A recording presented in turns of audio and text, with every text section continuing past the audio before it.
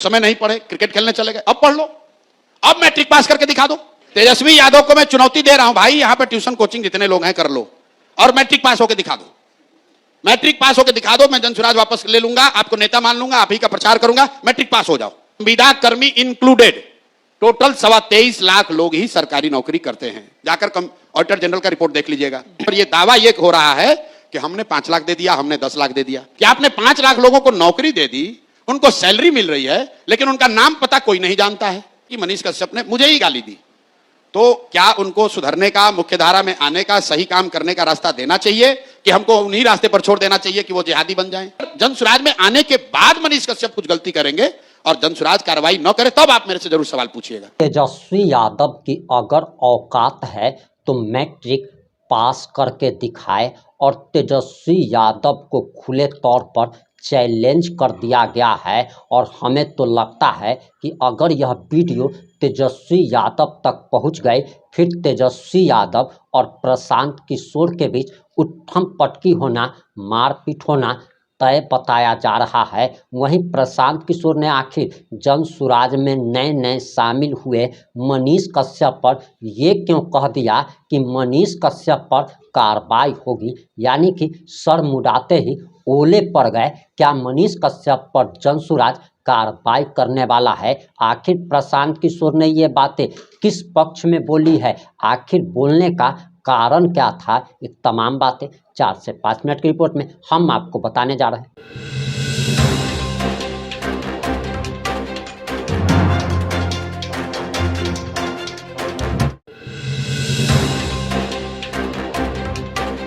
नमस्कार, मैं प्रिंस कुमार सिंह और आप देख रहे हैं पॉजिटिव इंडिया। अगर अभी तक आपने चैनल को सब्सक्राइब नहीं किया है तो खबरों से अपडेट रहने के लिए कृपया चैनल को सब्सक्राइब कर लीजिए, और जो लोग ऑलरेडी कर चुके हैं उन तमाम लोगों को सहृदय धन्यवाद। और वापस आते हैं अपनी खबर पर। और आखिर तेजस्वी यादव पर प्रशांत किशोर इतने क्यों भड़के हुए थे, या खुली तौर पर क्यों चैलेंज दे रहे हैं और साफ तौर पर कह रहे हैं कि यह व्यक्ति पढ़ाई में फ्लॉप रहा, यह व्यक्ति क्रिकेट में फ्लॉप रहा, और इतना ही नहीं बल्कि यह व्यक्ति राजनीति में भी फ्लॉप साबित नहीं होगा बल्कि सुपर फ्लॉप साबित होगा। और आखिर तेजस्वी यादव को चैलेंज करते हुए प्रशांत किशोर ने क्या बयान दिया है, सबसे पहले आप प्रशांत किशोर का ये बयान सुनिए। उसके बाद हम आपको ये भी बताएंगे कि आखिर मनीष कश्यप पर जनसुराज कार्रवाई क्यों करने जा रहा है। सबसे पहले आप ये बयान सुनिए। ये क्यों 9वीं फेल है कि 14वीं फेल है, ठीक है ना? मैं क्यों कह रहा हूं उसकी बात को आप समझिए, गंभीरता को। सामाजिक राजनीतिक स्थिति, सामाजिक आर्थिक स्थिति और परिवेश की वजह से कई बार आपको यह अवसर नहीं होता है कि आप फॉर्मल एजुकेशन कर सकें। मुझे इस बात का ज्ञान है। कामराज से बड़ा कोई मुख्यमंत्री तमिलनाडु में नहीं हुआ, कामराज को कोई फॉर्मल एजुकेशन नहीं थी, लेकिन उनकी परिस्थिति अलग थी। तेजस्वी यादव डीपीएस आरके पुरम में, आप भी दिल्ली में रहती हैं, डीपीएस आरके पुरम में पढ़ते थे, 9वां पास वहां से नहीं कर पाए। उनका दावा है कि हम क्रिकेट खेलने चले गए। अब क्रिकेट में कितना नाम कमाया वो तो बात छोड़ दीजिए। बाबूजी ने उनके कहा कि अरे भैया मेरा लड़का, हम तो सोचे थे क्रिकेट खेलने गया है, ये तो तौली लेकर पानी लेकर दौड़ रहा है। चलिए मान लीजिए उन्होंने कहा कि हमारे अंडर विराट कोहली खेले थे, हम मान लीजिए कि बहुत बड़े क्रिकेटर भी थे। क्रिकेट छोड़े हुए उनको कम से कम 20 बरस हो गया। बिहार के गांव देहात में चलिए, सामान्य परिवारों में आपको महिलाएं मिलेंगी, आप पूछिएगा कितना पढ़ी हैं तो बोलेगी बीए किए हैं। फिर आप पूछिए भाई बीए कब कर लिए तो बोलेगी कि हमारे बाबूजी थे ना तो हमको 8वीं तक पढ़ाए थे, लेकिन हमारा जब शादी हुआ पढ़ाई छूट गया, शादी हुआ तो हमारे पति ने हमको मैट्रिक कराया। फिर भैया बचवा बाल बच्चा हो गया ना तो पढ़ाई छोड़ दिए, लेकिन जब लड़का सब बड़ा हुआ तो कॉरेस्पॉन्डेंस से बीए किए। ये उस महिला का शिक्षा के प्रति आदर और सम्मान दिखाता है। वो दिखाता है कि वो महिला की शिक्षा के प्रति सोच क्या है। तेजस्वी यादव का 9वीं पास नहीं करना यह दिखाता है कि इस व्यक्ति की शिक्षा को लेकर सोच क्या है। भाई आप उस समय नहीं पढ़े, क्रिकेट खेलने चले गए, अब पढ़ लो, अब मैट्रिक पास करके दिखा दो। आखिरी सवाल। नहीं, अरे आप ऐसे बोल के निकल रहे हैं। तेजस्वी यादव को मैं चुनौती दे रहा हूं, भाई यहां पर ट्यूशन कोचिंग जितने लोग हैं कर लो और मैट्रिक पास होकर दिखा दो।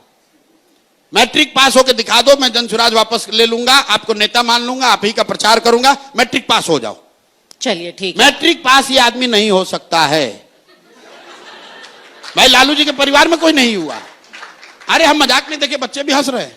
ठीक। आप देखिए कितना बड़ा जाति है। नहीं, आप लोग ऐसे ठीक है कर रहे हैं। नहीं, अरे भाई, जिस समाज में लोगों को सिपाही बनने के लिए 5 बरस 6 बरस संघर्ष करना पड़ता है, क्लर्क बनने के लिए बच्चे यहां 10-10 साल पढ़ रहे हैं, वहां पर आप इसलिए बिहार के नेता बनिएगा क्योंकि आप किसी के लड़के हैं, भले आप 9वीं फेल हैं, और ये सवाल उठाया जा रहा है तो आप कह रहे हैं हम पर्सनल आक्षेप कर रहे हैं। हम पर्सनल आक्षेप नहीं कर रहे हैं। लालू जी के बहुत सारे लड़के बच्चे ऐसे हैं जो फर्जी मेडिकल का डिग्री लिए हुए हैं। हम नहीं बोलते हैं बात, हम कहां बोले, कहीं बोले भाई? उनकी 2 लड़की मेडिकल डॉक्टर है, कहां से पढ़ी आपको नहीं मालूम है, कौन पीएमटी और कौन नेट पास किए जरा पूछ लीजिएगा। और लेकिन आप जब दावा ठोक रहे हैं कि हम बिहार को सुधार देंगे, अब उनके ज्ञान का स्तर एक लाइन बोल के खत्म करेंगे।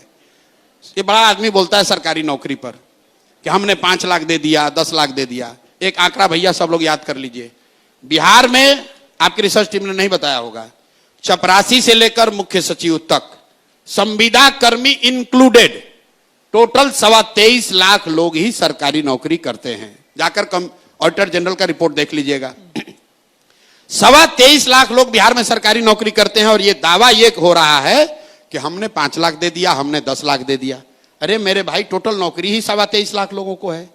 और अगर उन्होंने 5 लाख नौकरी दे दी तो बड़ा एक सिंपल सा गेस्ट पेपर वाला सॉल्यूशन है कि भाई आप ही के मन से वो घोषणा कर दें कि हम उन 5 लाख बिहार के लोगों का नाम नंबर जारी कर देंगे जिनको हमने नौकरी दी।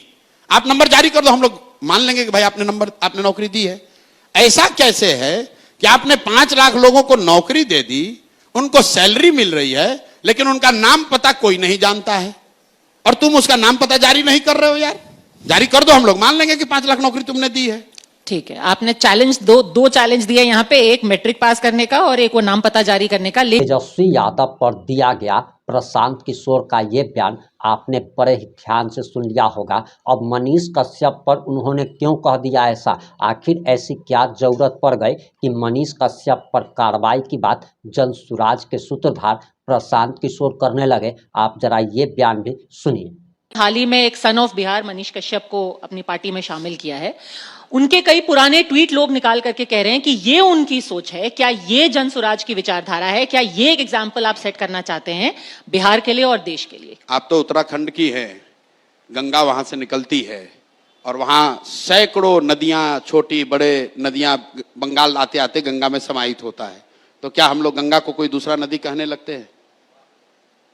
भाई जनसुराज इतनी बड़ी विचारधारा है, इतना बड़ा परिवार है कि उसमें सब लोग आकर समाहित हो सकते हैं। अब ये बात, अब उन्होंने जो बातें कही हैं कुछ ऐसी बातें जो मैं अभी बोल भी नहीं सकती। मैं उस पे आ रहा हूं, ये तो आपका मैं उस पे आ रहा हूं। मान लीजिए कि मनीष कश्यप ने मुझे ही गाली दी, तो क्या उनको सुधरने का, मुख्य धारा में आने का, सही काम करने का रास्ता देना चाहिए कि हमको उन्हीं रास्ते पर छोड़ देना चाहिए कि वो जिहादी बन जाएं?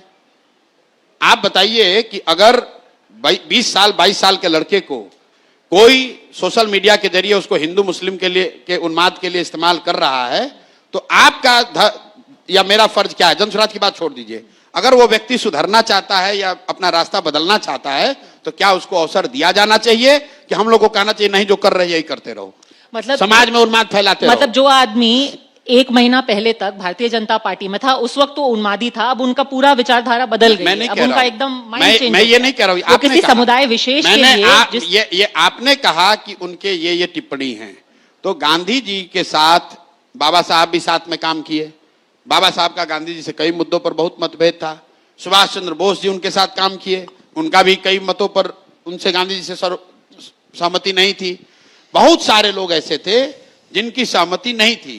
जो कांग्रेस थी आजादी से पहले, मैं बार बार कहता हूं कि जनसुराज एक मायने में आजादी से पहले जो कांग्रेस की व्यवस्था थी उस तरह की व्यवस्था बनाने का प्रयास है जिसमें हर तरह के विचारधारा के लोग आए, जुड़े, अपनी ताकत लगाएं, लेकिन लक्ष्य बस एक है, बिहार का सुधार, बिहार में रोजगार, बिहार में शिक्षा, बिहार से गरीबी का उन्मूलन, और अगले 10 वर्ष में बिहार भी देश के अग्रणी राज्यों में शामिल हो। हम लोग भी बिहारी कह के गाली आप लोग से न सुने, यही आशा और विश्वास के साथ हम लोग प्रयास कर रहे हैं और सबका स्वागत है। अगर जनसुराज में आने के बाद मनीष कश्यप कुछ गलती करेंगे और जनसुराज कार्रवाई न करे तब आप मेरे से जरूर सवाल पूछिएगा। ये बात साफ हो गई है कि गठबंधन में, एनडीए गठबंधन में नीतीश जी ही मुख्यमंत्री का चेहरा रहेंगे। क्या साफ आपको हो गई है? ये तो सम्राट चौधरी अभी बोल करके गए कि इस बात में सम्राट तो- चौधरी को ही पता है कि उनको टिकट मिलेगा कि नहीं है? आज की जो भाजपा है भाई, आज की जो भाजपा है उसमें सिर्फ दो ही व्यक्ति जानता है कि क्या होगा, वो है मोदी जी और अमित शाह। आप लोग खुद ही रोज कह रहे हैं। वही तो लाडले तो मुख्यमंत्री सम्राट बोल के गए थे। तो लाडले मुख्यमंत्री बोला, अगला मुख्यमंत्री नहीं बोला। मोदी जी को आप इतना होशियार कितने हैं आप समझ रहे हैं? नाप तोल के बोलते हैं। उन्होंने बोला लाडले अब मुख्यमंत्री है, लाडला बेटा को आप घर पे भी बैठा सकते हैं।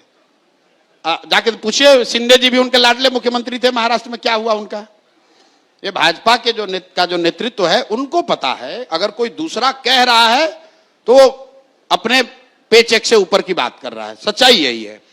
दूसरी बात, अगर भाजपा में दम है, मैं आपको अब ये बात चुनौती दे देता हूं, अगर मोदी जी अमित शाह में दम है, राजनीतिक समझ है और दम है, तो घोषित कर दें कि 25 के बाद भी नीतीश कुमार ही बिहार के मुख्यमंत्री रहेंगे। अगर है हिम्मत तो घोषणा करके बता दो। वो कभी नहीं कर सकते हैं, उनका हिम्मत ही नहीं है कि कर सकते हैं, क्योंकि उनको भी मालूम है कि नीतीश कुमार की शारीरिक मानसिक स्थिति अब ऐसी नहीं है कि वो मुख्यमंत्री बने रह सकें। अगर हमको, आपको, बिहार की जनता को मालूम है तो प्रधानमंत्री को नहीं मालूम है। अब आप कहिए जब मालूम है तो क्यों बना के रखा है?